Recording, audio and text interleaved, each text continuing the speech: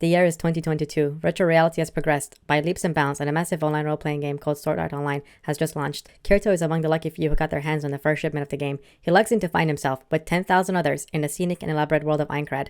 However, in a cruel turn of events, the players soon realize they cannot log out. The game's creator has trapped them in his new world until they complete all 100 levels of the game. My name is Recapped Anime. I hope you're having a wonderful day. Sit back, relax, and enjoy.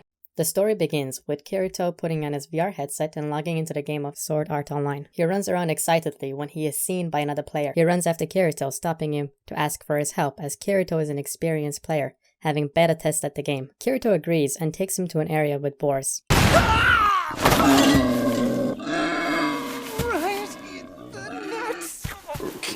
Oh, come on, seriously? You can't feel any pain.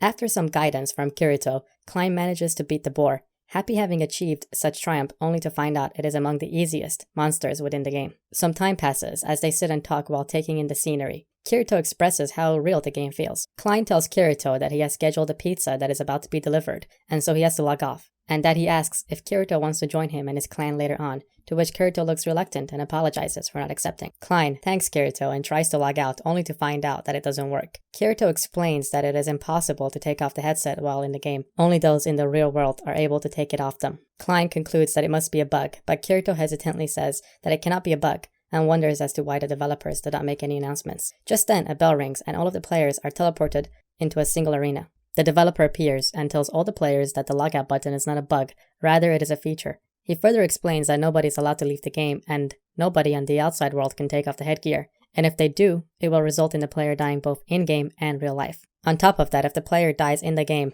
they will also die in real life, as the headgear will overload their brain with enough electrical signals to fry it. The masses freak out, some passing it as a joke. The developer shows them footage of 213 players that had their headgears removed, all being announced dead on the news. There is only one way for a player to escape, which is to clear the game by clearing each of the 100 dungeons on every level. They are currently on the first floor. They are all then handed a mirror, which transforms their avatars to look identical to how they look like in real life. He then wishes all the players best of luck, only to disappear. Everyone panics, but Kirito quickly recomposes, asking Klein to follow him to the next town to level up before resources are depleted.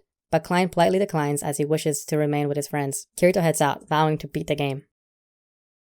1 month has passed, and 2,000 players have already died, and the first floor has yet to be cleared. Kirito attends a meeting organized by a fellow beta tester, Diablo, who announces to the attendants that his party, a group of characters adventuring together in a role-playing game, has found the boss of the first floor. Parties are formed, and Kirito teams up with a young girl named Asuna. The next day, Diablo's raid group arrives at the boss's room and battles Ilfang and his minions. When the boss's health becomes low, Diablo goes for the finishing attack. Kirito attempts to warn him, but Ilfang attacks first and mortally wounds Diablo. As he dies, Diablo begs Kirito to defeat the boss and save the players. Though they destroy the boss, Kirito is accused of being a beater, a combination of a beta tester and a cheater, for Diablo's death. Kirito hysterically laughs, continuing to mock them, saying that those beta testers were nothing in comparison to him, that the new players were even better than they were, and that he made it to a higher level than anyone else. The players angrily shout at him, calling him a beater. Kirito smirks and tells them that he likes his nickname, and to make sure to never confuse him with those beta testers anymore. Asuna follows Kirito, and he tells her that she is powerful, and advises her to join a guild when given a chance, as there is a limit to how much a solo player can progress. 4 months have now passed, with more powerful players and guilds clearing the game's floors. After saving a guild called Moonlit Black Cats, a group of friends from the same school club, their leader Kyata thanks Kirito and asks him to join their guild and teach the only female in their guild, Sachi, to fight better. Kirito agrees, while hiding the fact that he is at least level 40, twice higher than the others, as they slowly and safely level up at low-level floors that have been cleared. Kirito bonds with his new friends, especially Sachi. One night, she goes missing, and Kirito manages to track her down. She confesses to him that they should run away together, and breaks down in tears as she says she is afraid of dying. Kirito calms her down, saying that she will not die, and that he will protect her, and they'll all beat the game. On June 12, 2023, as Kita goes to buy a house for the guild, against their usual methods, and Kirito's advice, the Black Cats decide to earn some money by going to the upper floors, where they set off a trap, locking them in a room with high-level mobs. Kirito desperately tries to save his friends, but they are all killed one by one, until Sachi is the last to fall.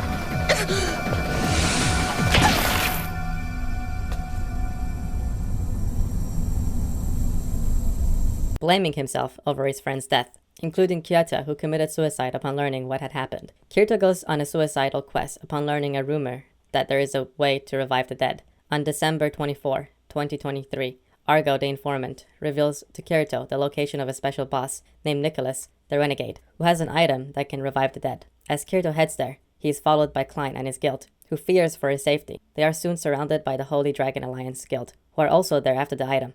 As Klein and his guild hold off the Holy Dragons, Kirito faces off against Nicholas, alone.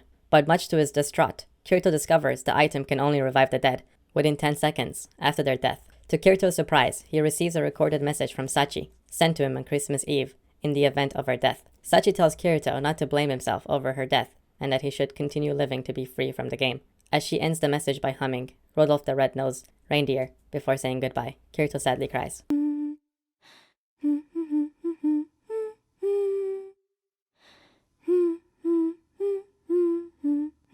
On February 23, 2024, a beast tamer named Silica quits a party after arguing with their leader, Rosalia. Silica is ambushed by monsters whilst making her way alone through the forest, and her dragon pet Pina is killed trying to protect her.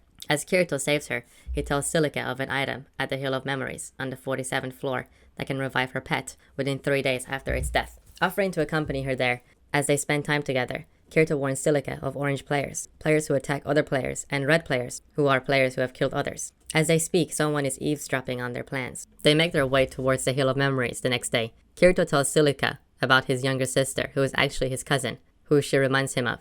As they finally retrieve the item, which is a flower, they are confronted by Rosalia and her men, who are actually part of the Titan's Hand, a notorious orange player guild, and it turns out that they are after Silica's flower. However, Kirito reveals part of his reason for escorting Silica was to draw out Rosalia to arrest her. The guild realizes Kirito is the infamous beater, the Black Swordsman, and due to his higher levels and advanced skills, he outmatches Rosalia and her men, forcing them to surrender and be sent to prison. As Kirito prepares to return to the front lines, he makes a promise to Silica that they will meet again in the real world, as she revives Pina. During a meeting between guilds and players on March 6, 2024, on the 56th floor, Asuna, who has now become the vice commander of the Knights of Blood Oath Guild, proposed a plan to lure a bus that they are fighting into a village, but is opposed by Kirito, as the NPC villagers will be killed. A month later, on the 59th floor, Kirito is taking a nap until Asuna arrives, criticizing him for being lazy, but he convinces her to relax as well.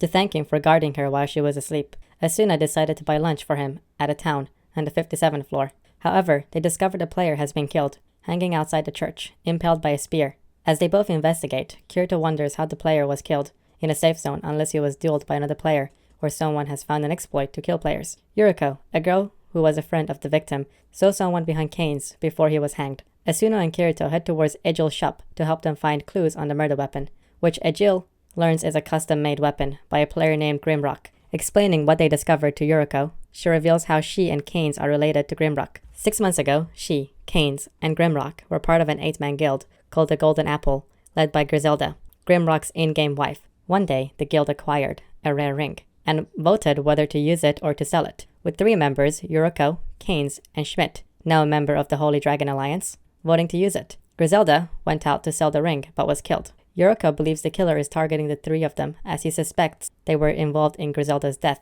After getting Schmidt and explaining to him everything, Yuriko becomes paranoid, believing Griselda's ghost wants revenge against them. But Yuriko is killed after someone throws a dagger from outside. Kirito chases after the assassin, but he manages to teleport away. Kirito is still unsure as to how it was possible to kill someone in a safe zone, while a paranoid Schmidt thinks Griselda's ghost is really after him.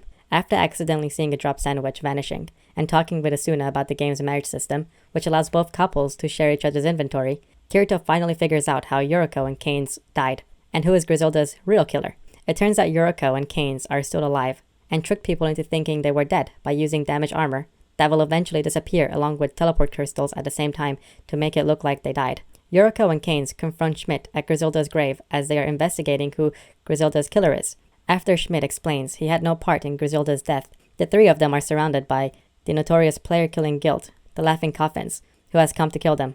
They are soon rescued by the timely arrival of Kirito, which the Laughing Coffins retreat and Asuna arrives with the man who hired them and Griselda's killer, Grimrock. Grimrock reveals he killed Griselda, who was also his wife in the real world, because he couldn't accept that his kind and dutiful wife that he loved has now become a fearless, independent leader. Asuna shoots back on Grimrock for killing Griselda, telling him he didn't love his wife, but was just obsessed with her. After Yuriko, Keynes, and Schmidt take Grimrock into custody, Kirito and Asuna talk about marriage and how he would still love his partner after seeing a different side of her. They see Griselda's ghost, who thanks them. On June 24, 2024, on the 48th floor, Asuna visits her friend Liz, the blacksmith, before going on an adventure, and Liz suspects that she is going with a boy she likes. Later, Kirito arrives at Liz's shop as he is looking for a custom-made sword to buy. Much to Liz's shock, Kirito's sword, Elucidor, easily breaks her strongest sword. Angry and her pride hurt, Liz convinces Kirito to let her join him to the Western Mountain on the 55th floor to get a rare mineral from a dragon that eats crystals so she can use the mineral to make a stronger sword.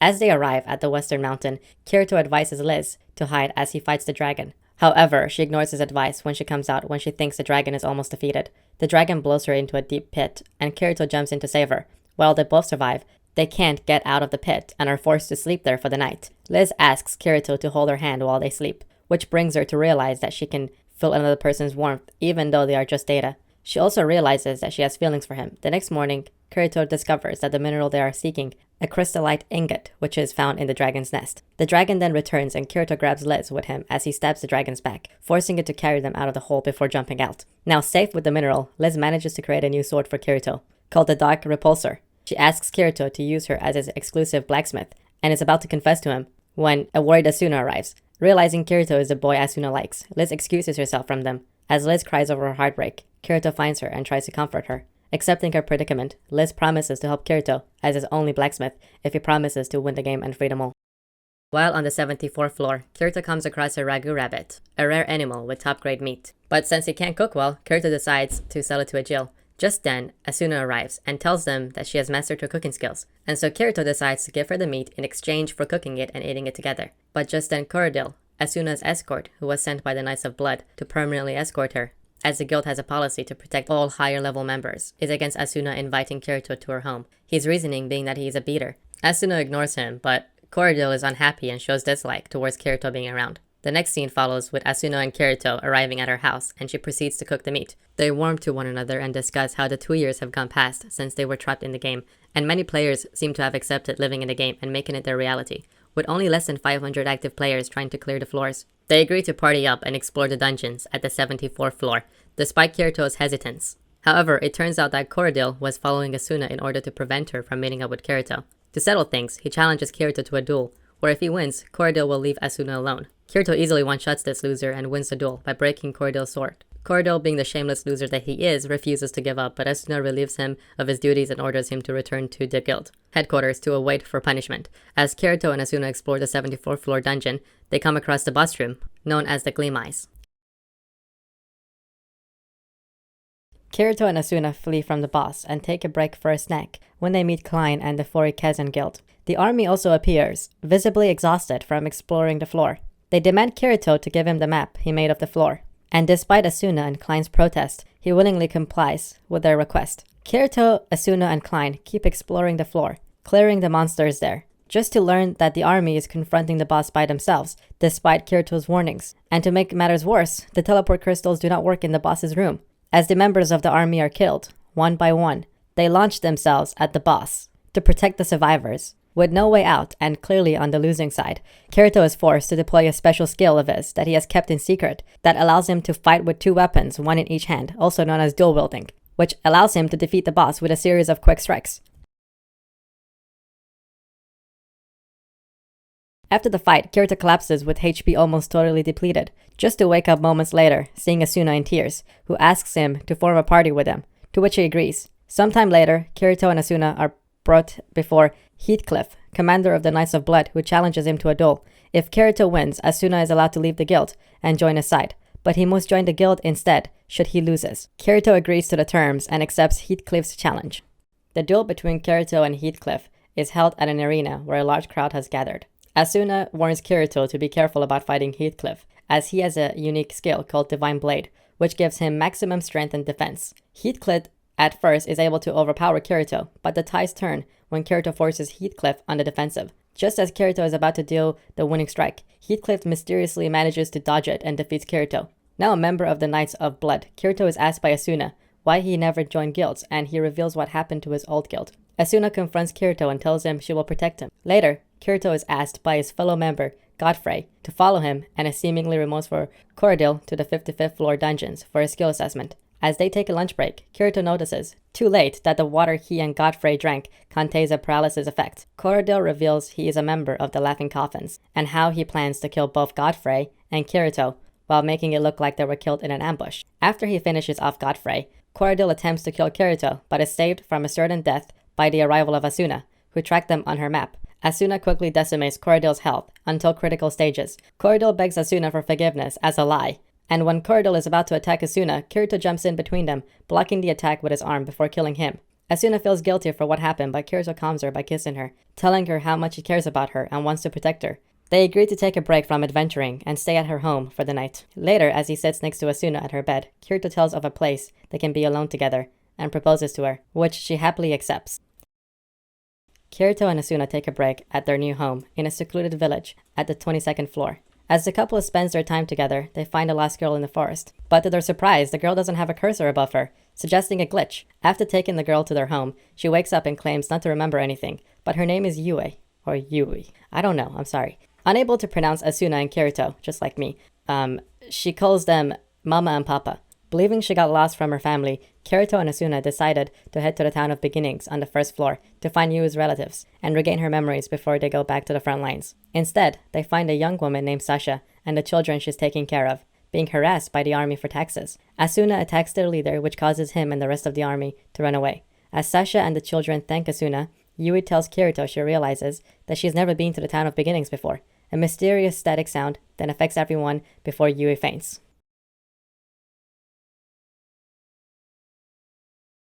Kirito, Asuna, and Yue are resting at Sasha's church, where she takes care of the younger children until a Yulier of the army arrives. Yulier explains the army under their leader, Thinker, had good intentions of helping players, but as the army got bigger, people like Kibao started abusing powers on others. Thinker was going to expel Kibao over the Gleam Eye incident, but was trapped at a secret dungeon on the first floor, which is why she has come to Kirito and Asuna for help.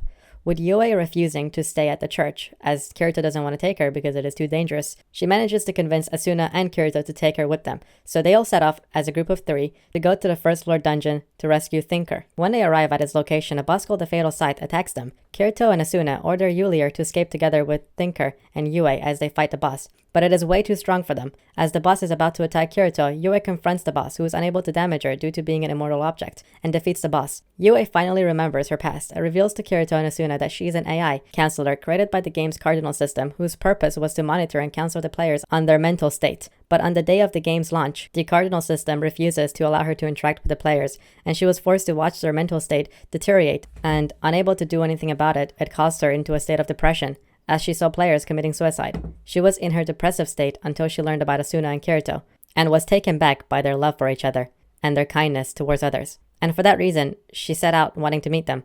Despite the revelation, Asuna and Kirito still accept Yue as their daughter, but she tells them goodbye, as she is going to be deleted for interfering with the game. Refusing to accept it, Kirito uses the GM console Yue left behind to save Yue by turning her into a crystal item. With Yue's data saved on his Nerve Gear's local memory, Kirito and Asuna hope to recreate her when they are able to beat the game and go into the real world.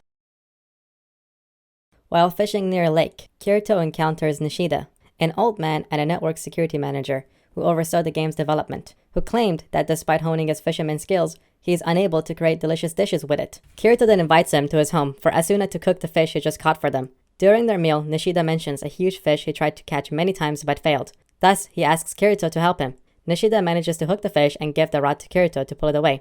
The fish is then revealed to be a huge monster, whom Asuna slays. Soon after, Kirito receives a message from Heathcliff, and upon meeting him, they learn that a scouting party was trapped and killed in the 75th floor. Thus, a team of players from several guilds are being assembled to confront it. As the time for the battle approaches, Kirito asks Asuna to stay behind, fearing for her safety, but Asuna refuses, claiming that she'd rather die than to live without him. She also mentions that all the players' real bodies must be currently being treated in hospitals, and their conditions cannot be kept indefinitely. Thus, fleeing to live by themselves inside the game is out of question.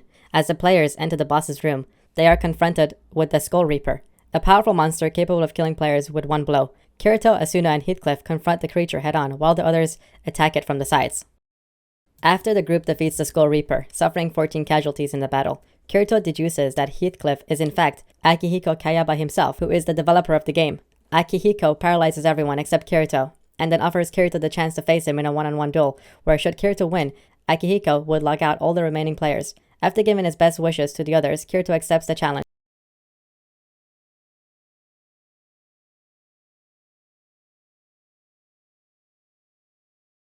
but is unable to overcome Akihiko's absolute defense and intimate understanding of the game's mechanics. As Akihiko readies the finishing blow, Asuna manages to overcome her paralysis and gets up and takes the hit instead, losing all of her HP and disappearing as a result. Distraught by Asuna's death, Kirito loses the will to fight and receives a fatal stab from Akihiko. However, at the point of death, Kirito remembers Asuna's belief in him and manages to regain enough substance to defeat Akihiko using Asuna's sword. They are both killed simultaneously, and the game is declared cleared on November 7, 2024. Kirito then awakens high above the game world, where he finds both Asuna and Akihiko.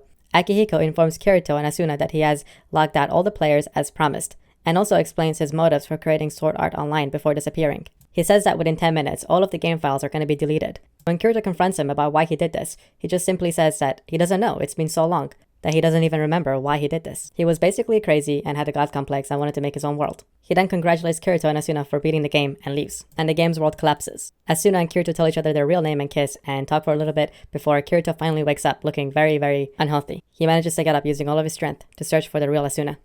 Thank you for getting to the end of the video. I urge everyone to watch the series in full because, quite frankly, there's no way that I can give you guys a full experience, and watching it is really worthwhile. Unfortunately, because of how long this video is going to be, I had to split up the video into 2 parts, and I hope that you guys watch the second part to get the ending of Season 1. Please subscribe to be able to watch the second part and to stay updated because I have a lot more great videos coming, and there's a good chance that you may never come across this channel if you don't. Take care guys, see you next video.